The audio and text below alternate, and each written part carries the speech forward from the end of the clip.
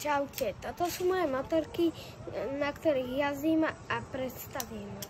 Toto je PV50, maximálnou rýchlosťou môže ísť iba 60. Toto je za to Pitbike 90 a môže ísť rýchlosťou 90. Je to poloautomat a toto je automat. Toto už môžeš radiť bez spojky. A toto je moja motorka, na ktorej som teraz začal trénovať. 110, môže ísť iba maximálne 110 a už musíš používať spojku a radičku. Čau!